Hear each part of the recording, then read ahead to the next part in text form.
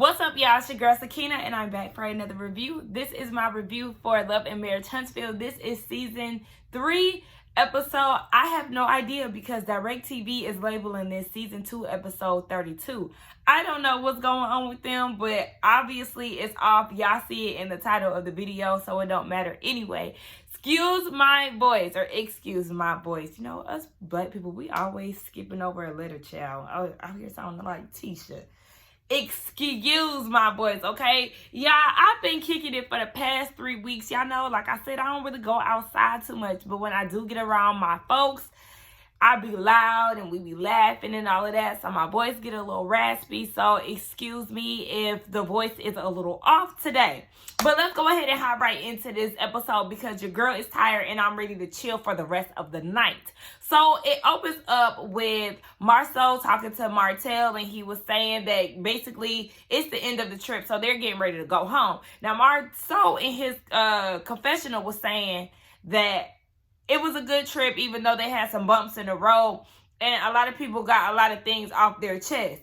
Yeah, including you. You sitting there dropping bombs, letting your wife know that you depressed. Unbeknownst to her, she had no idea all of this was going on. Speaking of Tisha, her and Kimmy, they're having a conversation. Kimmy asked her how she felt about Marcel not wanting to go and renew their vows down at the chapel. You know, she's trying to play it off, trying to act like it's not a big deal. But then she goes into how the last 3 years, aka the start of the show, has been very heavy on their marriage. And she's tired of operating like a single parent. She wants to be a family-oriented family.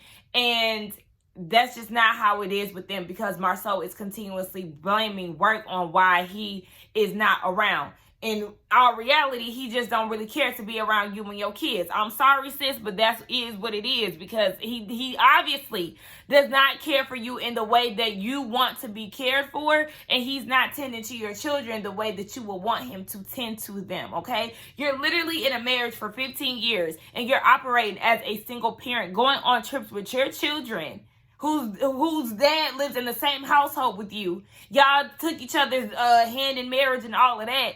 And you going on trips and all of that with your kids by yourself. Like I said last week, I am a firm believer in people making time for the things that they want to make time for.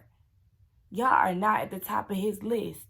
I don't care if he out here giving y'all Scott seminars and talking about how he wants to create generational wealth and all of that. But what are you instilling into your children? Hello? If you're not having these conversations with your children, and not even necessarily the Scott seminars, because if I was them kids, baby, spare me. Spare me, okay? I'm already in school. I don't want to hear no motivational speeches. I don't want to have to sit through a goddamn talk.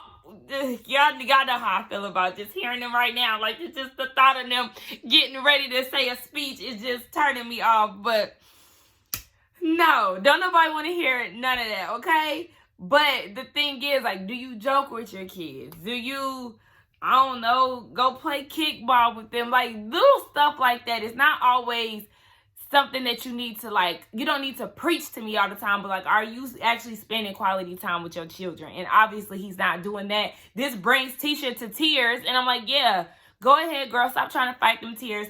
Let them come out. He hurt your feelings, and it's okay to say that because your husband is wilding. Now, Kimmy feels like they have to stick together. You know, they out here surviving the Scotts. You know, these men with these seminars, and these men who put work before the marriage, and these men who are very misogynistic, and these men who just feel like, you know, I'm going to get the money and y'all just do whatever the hell I say. Like, yeah, no, they feel like they got to stick together. But the thing is, when are y'all going to put y'all's foot down and say, fuck all that shit that you talking about? I'm going to do me. Now, granted, Kimmy has done that on her end as far as Maurice trying to get her to quit her job to do real estate and all of that. Sis said, boy, fuck you. I'm going to do real estate on the side with my son. But my bread and butter is being a nurse. I feel more fulfilled here. And you ain't going to get me to quit my job. I said, I know that's right, Kimmy. But y'all shouldn't have to take that from y'all husbands regardless of whatever, because she said something along the lines of like having to just deal with that. And that's not something that I would just deal with. Like, it's going to have to change because it takes two to tango in the marriage, honey. I'm going to need you to meet me halfway. We're not doing one-sided shit. And I'm not just putting up with shit because that's who you are. Destiny and Tiffany, they're supposed to be meeting up after Vegas to try to find some type of common ground. I had a feeling that Destiny had pulled Tiffany to the side when they was leaving the chapel because they were walking together. They just never showed it. So they showed it in this episode as a flashback. Child, we just gonna see, because I don't really see them ever really being friends. I see them being cordial for the sake of the show.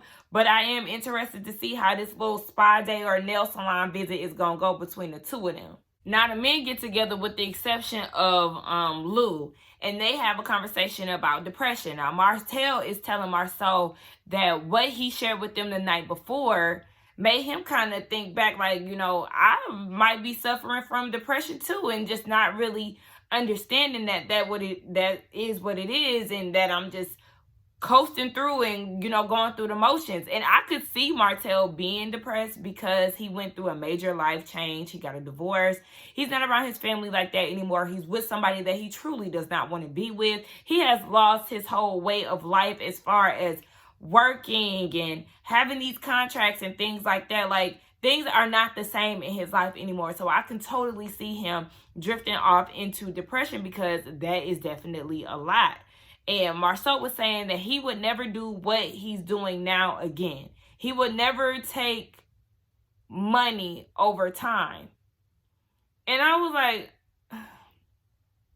I'm probably not wording it right, because I ain't even gonna lie, I drifted off after a while. Y'all know, baby, when they get to talking, I tend to snooze sometimes.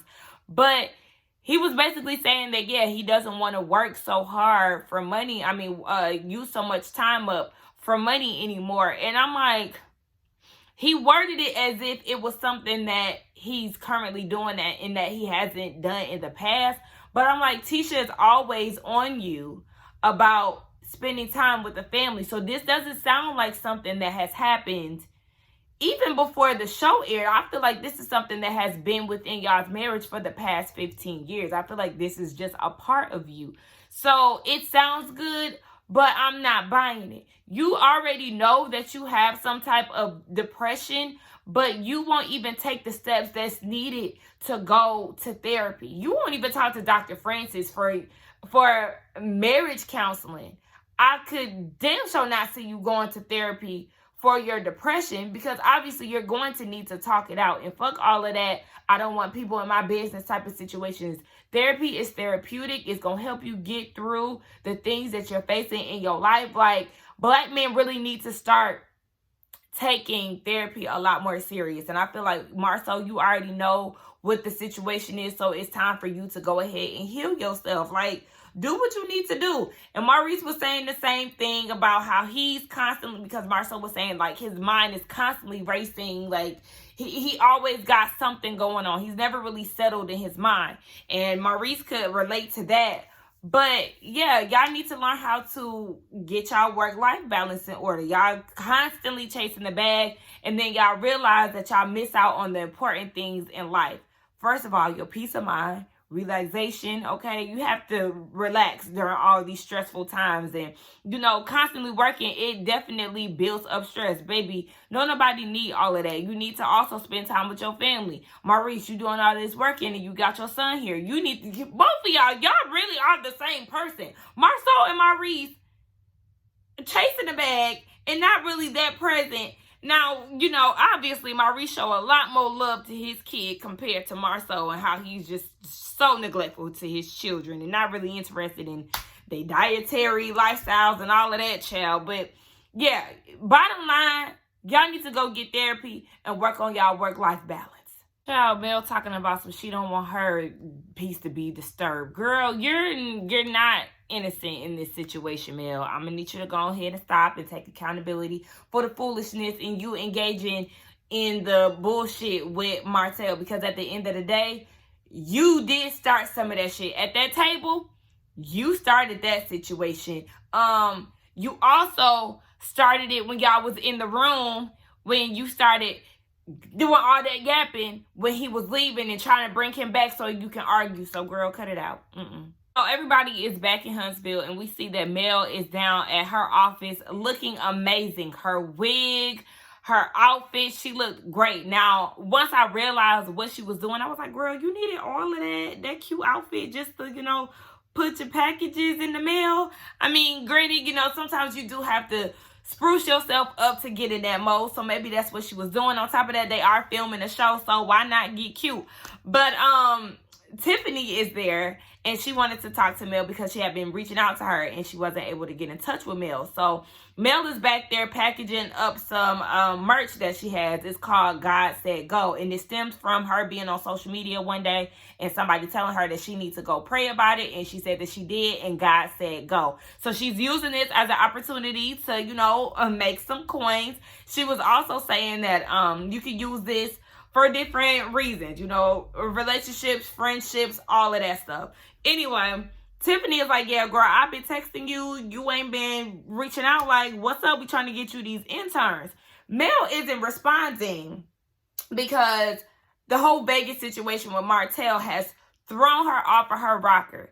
And I feel like that's a whole bunch of bullshit. Because if you are a business-oriented person and you have an arrangement set up with Tiffany to do interns and there's a deadline before the fall semester and stuff, then you supposed to be on your shit. You and Martell argue on the day-to-day constant basis, whether it be on the show, off the show, on social media, in person, I'm sure. Like, girl, don't use him as an excuse for you not to be on your shit, because first of all, that's what he wants, and second of all, it's just not the perfect excuse to use. No excuses, no ma'am. That's unacceptable. Now, if you wanted to say you just, you know, had to regroup from Vegas, okay, I understand that, but you bringing Martell in it, it's just like, girl, y'all argue all the time. Like, pull up your bootstraps, girl, and keep it going.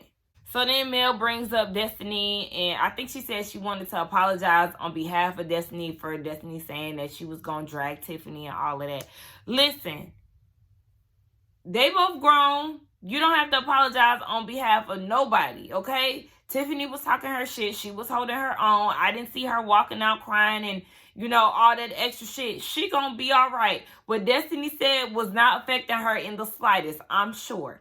So, yeah, they were just talking about the whole Destiny thing, and Tiffany was saying that they did have a sidebar, and Mel said that she is sensitive to Destiny and her situation. You know, she's newly divorced, and Tiffany felt like they could connect on that because Tiffany had been there.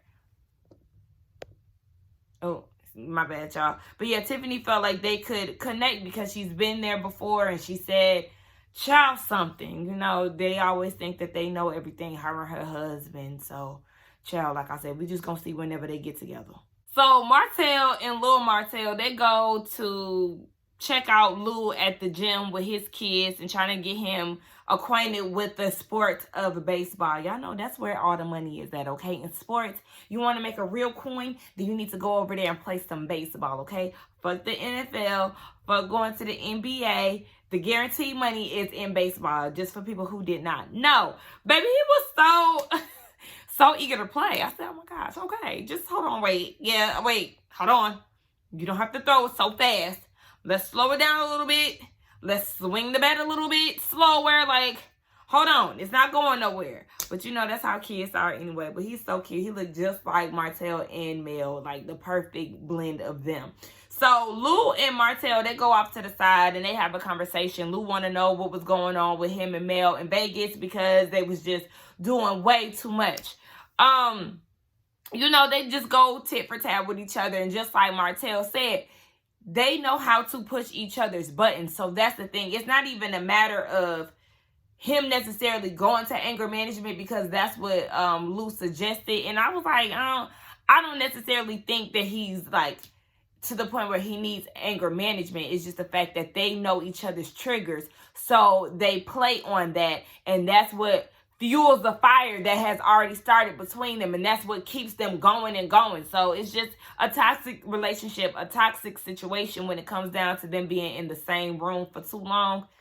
Baby, y'all just need to just cut all of that out. Here go Martell again, talking about how Mel is never around the kids, and the kids is telling him that they're always at the babysitter and they only see their mom twice a week.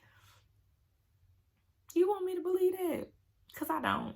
I do not believe that Mel just hands her children off to babysitters and she sees them 2 times a week. You're not gonna get me to believe that, Martell. I'm sorry, but I'm not.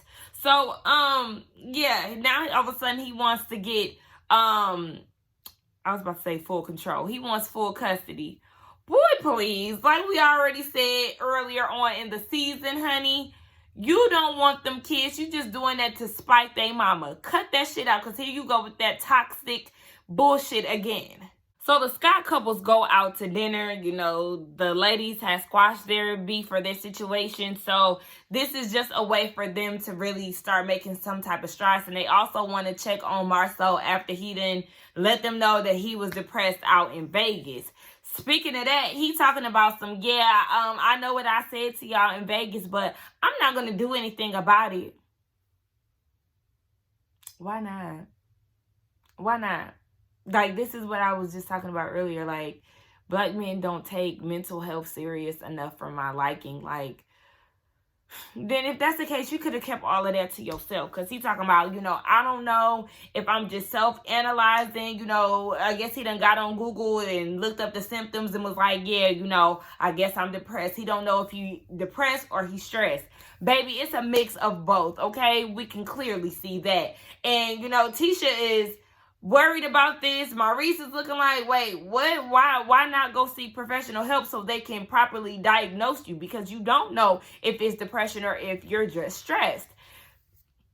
Child, I wouldn't even waste my time. Like, for real, I would not waste my good words of advice on Marcel, because he feels like he got the answer to everything. He said that, he feels like he has a lot on his plate right now. But once all of that gets off of his plate and he still has these same feelings, then that's when he will consider taking the professional route.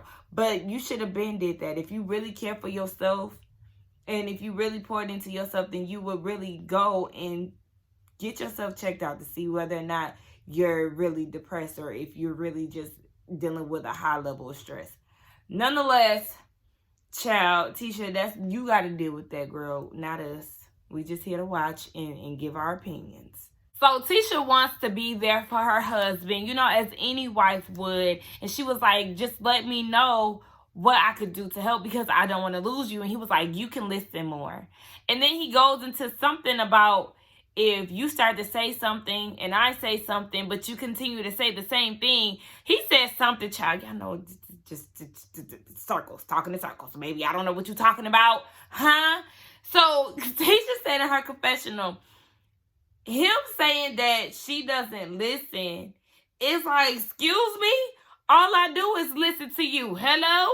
She does. Because you don't want her to do anything. You don't want her to work. You don't want her to do this. You don't want her to do that.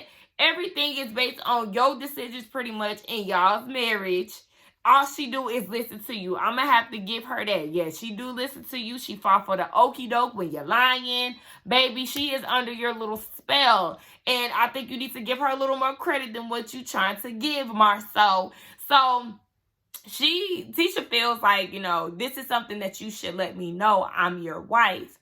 And yeah, we all know that she was completely blindsided in Vegas when he shared that with the group. I do think that it is odd that he would share it with the group before he shares it with his wife. It just shows the further, it just further proves the disconnect in their relationship. So, I mean, but Kimmy, to her point as well, yeah, even if it's not talking to your spouse about the situation, you should at least go seek therapy, because sometimes it could be your spouse. Instead of just listening and taking it all in, Tisha gets defensive, and in her confessional, she's talking about she thought they were in a different place, but now she's placing his depression on her. You mean to tell me you ain't think a little bit that this man was depressed because y'all both in a miserable relationship? You ain't happy with him, he ain't happy with you. Y'all not happy in y'all situation, and we ain't gonna sit here and act like y'all can't clearly see it. Because if the viewers can see it, how y'all inside people, y'all actually living with it, can't see it. You just dropped the damn tear the moment that Kimmy mentioned him embarrassing you down at the chapel and how you want him to be more involved in you and your kids' lives because you out here operating as a single mother, but you in a marriage. Girl, Boo, get out of here, girl. You already know damn well that, yes, you play a part in this whole depressing situation. You just don't want to admit it because it's too much of a pill for you to swallow, sis. Kimmy just said what I just said earlier a few minutes ago. Why are you sitting here throwing out the whole depression thing and then acting as if it's no big deal? They shouldn't be worried. If that's the case, then you should have been quiet about it. If you feel like, oh, maybe I'm not depressed, then you shouldn't have said nothing to the group. You shouldn't have tossed that word out there because, yeah, the people who love you, your wife, your brother, your family in general, your friends, they're going to care about what you said. They're going to take it serious. So for you to take this thing lightly, Marcel, it's just exhausting. And it's just like, okay, nigga, are you looking for attention? Like, I just can't understand why we're having this conversation at this point, especially after he said he wasn't going to do nothing about it. It's only so much that I'm going to be able to give you after you reject me so many times, after you don't take my advice. It's just like, okay, whatever. He talking about he 41. I said, 41, you sure? You only been in the 40s for 1 year? 2 years, technically? Baby, you're giving me every bit of 47, but go off. Anyway, yeah. He talking about he been working 3 jobs his whole life. You know, he one of them dudes who just feel like, you know, work is all that he knows. And don't get me wrong, I understand that. The fact that he said that they grew up poor. And, you know, when you grow up in certain circumstances and situations, it makes you want to just try to correct things or just obtain things that you couldn't obtain back in the day. And, you know, just have your children raised differently from what you experienced and all of that. I get that. But just like Tisha said, if you put work before your personal needs, your physical needs and things like that, it can be too late. And she shared how her aunt discovered a lump in her breast and she was just too busy to go see it, to go, you know, see what it was. And of course, you know, she had cancer. It spread and she ended up passing away. So you just never want to wait until it's too late. And Maurice is hearing what he's saying. And he's like, yeah, you talking about you grew up poor. We grew up poor. So how about we just go to therapy together and we'll just work this out together. And he was like, no, I'm not going to do it. Them hands would have been wiped, baby. Let's just fuck it, okay? Fuck it. I know it's easier said than done when it comes down to his wife because she cares about him and all of that. Baby, that would be your problem to deal with. Don't come to me. Don't come to me about no damn depression if you ain't gonna go and get it checked out. Boy, fuck off, Marceau. Here we are again. I'm already tired. Do I want to be drained even more by watching the Holtz rehash this same shit over and over again? But in the great words of Misha, child, let's go ahead and get into it if we're going to get into it. So anyway, Mel and Martell meet up because Martell wants to talk to her. Basically, to kind of have a conversation about them handling themselves the way they did in Vegas. Martell said that he knows how to push her buttons, vice versa. Mel acts as if she doesn't know what buttons to push. Girl, let's stop right there. You know exactly what you do to get him riled up, which is why you threw out that side chick comment, which sent him right back into that room, and you got the argument that you wanted. But moving on. So, yeah. They started talking about whatever it was they was talking about, which led to Martell apologizing. And she was like, yeah, you know, basically heard it all before. And he was like, well, you only apologized to me one time when you could apologize to me so many times within the 12 years. You've done so much more than me. I'm sorry, Martell. Did she get pregnant by another nigga? Did she have a boyfriend on the side for multiple years, for 4-5 years? What are you talking about? What has she done worse? You publicly embarrassed her. What are you talking about? Why are we going down this road? I don't want to go down this road with y'all. Like, oh my gosh. I swear they're too much. It's just like the conversation started off so calm and then it went 0 to 100 real quick. I'm tired. Then they get into the topic of the kids. You know, that's really what he came here for, just to talk about how he want full custody of the children. So he was saying, yeah, you got way too many babysitters. And she was like, nah, I only got 2. And then he started pulling out his phone and, you know, well, you did this and you did that. And she was like, yeah, and one day they did go with 3 different people. Hell, if you ain't there to pick them up from school at the typical time they get out of school, yeah, I'm going to call your cousin to go pick them up. So what?